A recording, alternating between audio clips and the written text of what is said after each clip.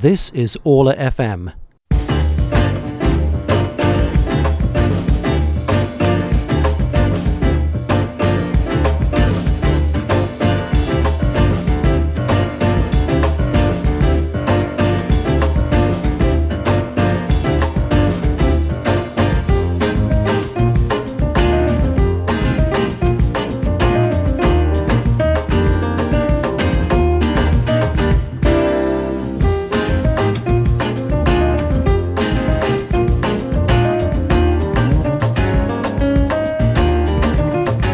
Welcome to the Jazz Cafe POSK in Hammersmith, West London. I'm here joined by, his name is Maciej Lyczacza, and he's here with Lyczacza, which is his band, formed exactly 20 years ago this year. So first of all, congratulations on this milestone.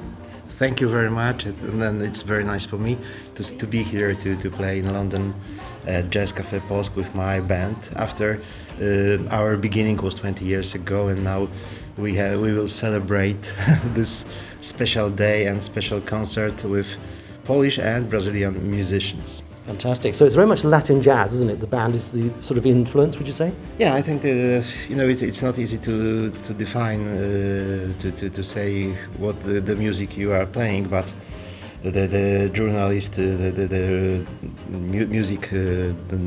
music departments in radio, they say all the time that we play the kind of Latin jazz and with a little influence of bossa nova and maybe old-fashioned style about the music. It's sophisticated, yes, yes. Sophisticated yes. Music. Okay. So Sergio Mendes, I know, is one of your influences. Are there any others you might want to highlight? Oh, my first meeting with my first contact with bossa nova and Brazilian music was about when I was 10 years old. My father was chief engineer on the ships, and he came to Poland many times. He returned to Poland many times with Brazilian music. It was LPs, and with the artists like Sergio Mendes, João Gilberto, Marcos Vail, and many others.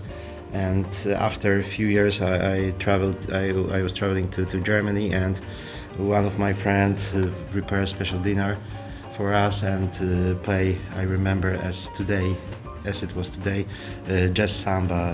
That was Stan Getz with Brazilian musicians. And today in London, I will play also with the bass player Felipe Oliveira and with drummer Marius Rodriguez, and also with my friends from the band Lyczacza as Marta Kubacek. She's a vocalist and she lives in London, and with Tomek Panków, he plays on the trumpet. On the trumpet, yeah. And tell me, so when your dad used to bring back under his arm, no doubt, a lot of LPs, what years were these? Were these before 1989? We play. I play in many bands, different bands, which plays styles like soul and pop and bossa nova, but it was also all the time with the Latin grooves and I think and a little bit jazzy. It's maybe not the jazz, but jazzy. Right. And I play with musicians from many countries, and for me it's very inspiring to meet with them on the stage and to talk, because the music is the kind of contact. It's a music language. And when were you first exposed to this international music? You mentioned your dad coming back, because you're from Gdynia, which I should say as well, which is on a Baltic city very near to Gdańsk, in Pomorze. So that's where you're from. And when your dad used to bring these LPs back, you were exposed to this international music. Yes. How old were you then? And I was about 10 years old. Right. And I was all the time going to the music school from the primary, because in Poland we have different system of the education in music, because we start from primary music. Right. And then we go to the secondary music, and then to the music academy. Then in fact, when I start to go to the music academy, I'm after 12 or 14 years of music education from the youngest time, and we learn a lot of the things like harmony, theory, and solfeggio, and it's not only playing on the instruments. maybe it's different because of course Poland is the country of Frédéric Chopin, and everyone is playing on the piano and is playing a lot of the music of Frédéric Chopin. I was also playing this Prelude and Notturno and the other. But I think that more interesting for me was more fascinating playing the music from the different countries, not only Polish, not only classic, but also, just like we said, Brazilian, American or British music, when the tradition of the pop music are very long in United Kingdom. And I bet when you were starting to sort of form your interest in music at that time, and this Brazilian hot, warm music was coming across, presumably at that time it was very difficult to get LPs like that in Poland, right? Yes, but you know, Gdynia, Gdańsk, just like you said, the port, the seaport, and also in communist time, it was not a problem for us to buy new LPs, which sailors came with the LPs to the cities, and sometimes it was very funny because we were listening to the music sooner than people in the Polish radios. One thing that fascinated me just from those years, we're going back to obviously sort of 1989 and prior to 1989, was that Polish radios tended to play a lot of Western music, and maybe it wasn't the fastest on the playlist. Maybe there was a delay before it came onto the playlist, but what really amazed me was just how exposed to Western culture Polish listeners were vis-a-vis perhaps in other countries of the communist bloc. Yeah, it's a fact. It's true because I think that's in our nature that we are open. And it's still fascinating for the people from the other countries when they are coming to Poland that in our mind is freedom is the most important part, I think, of our life. And that's why communists never has success in Poland. Yeah. Tell me, how old are you now? No, I'm 51. 51. So you will probably remember Zamieszki, as they were then called, in Gdańsk, which is just a stone throw away from Gdynia. What was the feeling like? Do you remember anything about that time? I remember because there was a lot of the helicopters,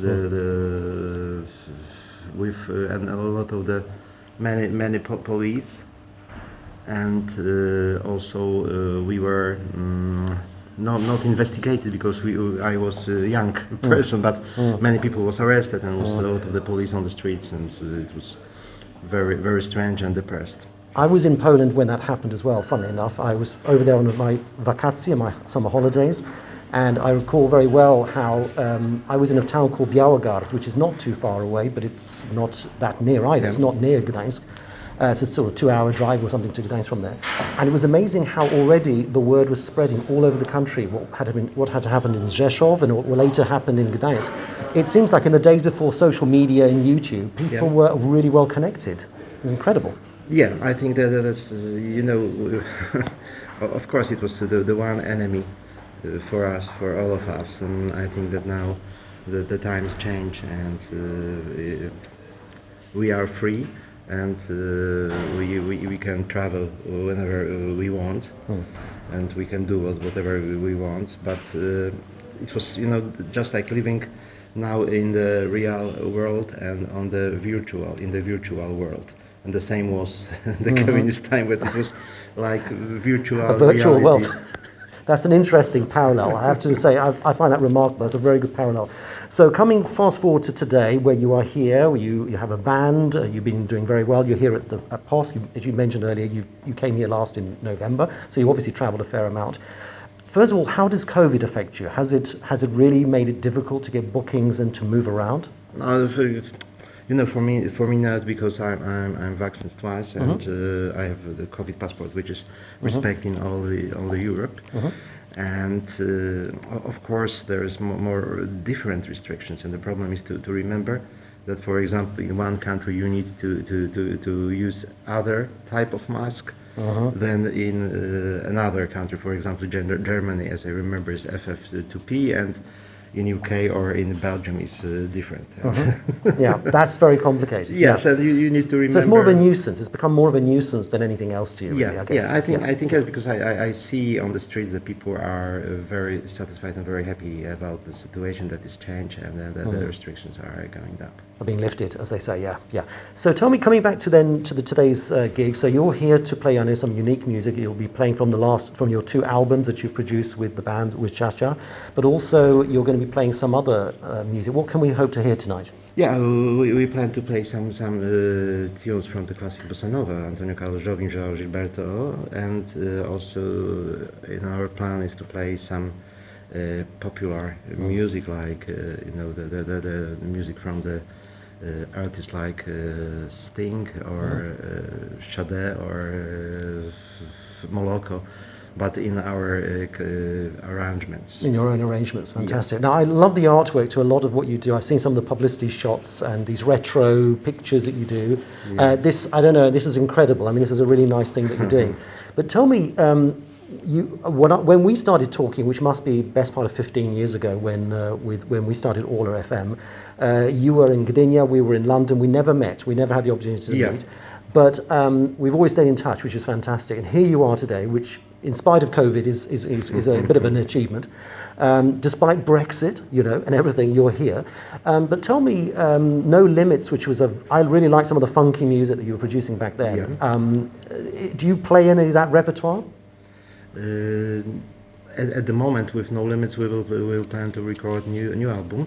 Excellent. But COVID was for us a complication to realize this project, and now I'm concentrating. I plan to do more with bossa nova and maybe with Brazilian musicians and Polish, the mix of 2 countries, of the 2 cultures, and especially in the Polish in POSK. So that's a nice new fusion. We're very excited. So let us know, when do you hope to have this new album out? We plan to realize, to edit on the summer this year, but now I wait for the finishing of restrictions in Poland, that people can come, and maybe the quarantine will be finished in all the country. Yeah. I hope. Well, let's hope so. Absolutely. Fingers crossed, as we say in English. Yes. Fingers crossed. So finally, just to talk about with the band at the moment and everything, there, a lot of the artists in the UK have been very unhappy with the way that Brexit went, in the sense that they've been talking about it's difficult to get bookings, to move around, to tour around Europe has become much more problematic. I mean, even Elton John himself has been on the record complaining a lot to the British government about this. Mm-hmm. Is it the same for people from Poland coming to the UK? Are you finding the same problems? I don't know, because of course I'm only traveling as a tourist. In fact, because I play the concert, but it's not only work for me, but also the pleasure to meet with my son and to spend the time with my friends and with my family, which lives in the UK. Mm-hmm. But I think that every country can decide. This is part of freedom.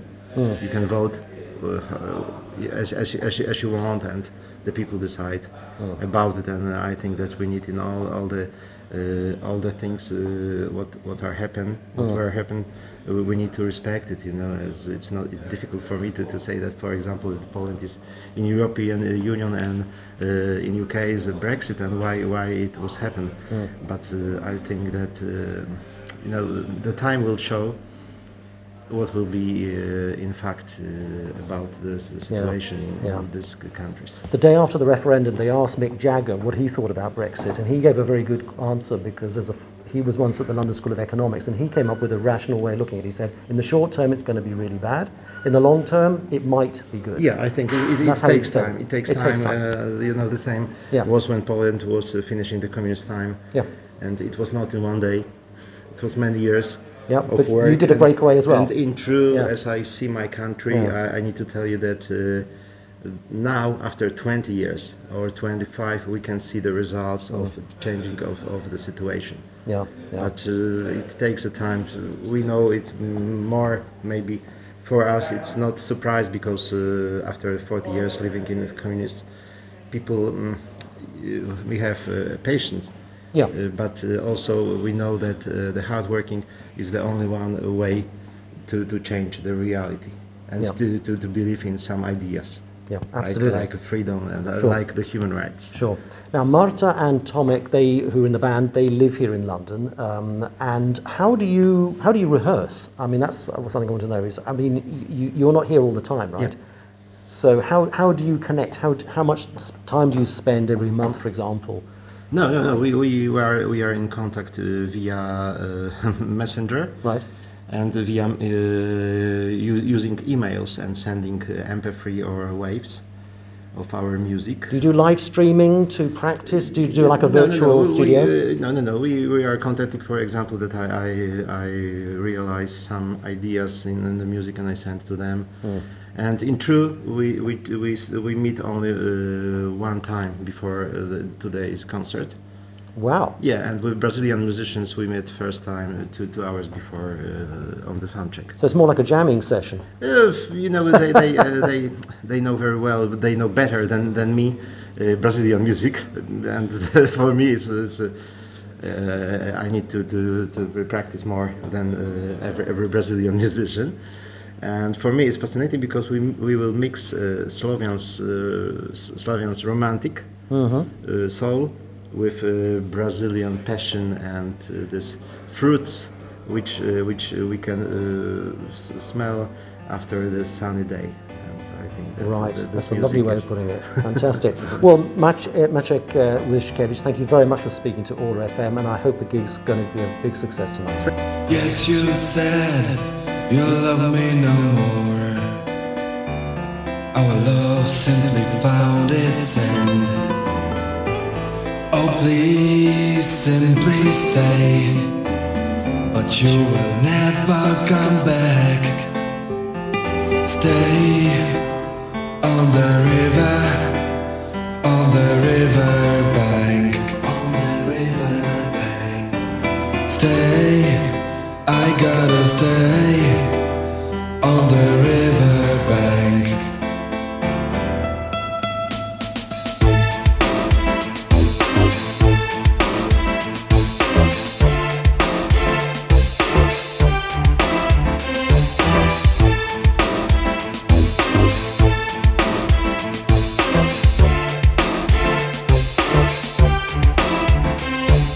Yes, you said you love me no more. Our love simply found its end. Please, simply stay, but you will never come back. So I will stay on the river bank. I gotta stay on the river bank. This house, this garden, this river.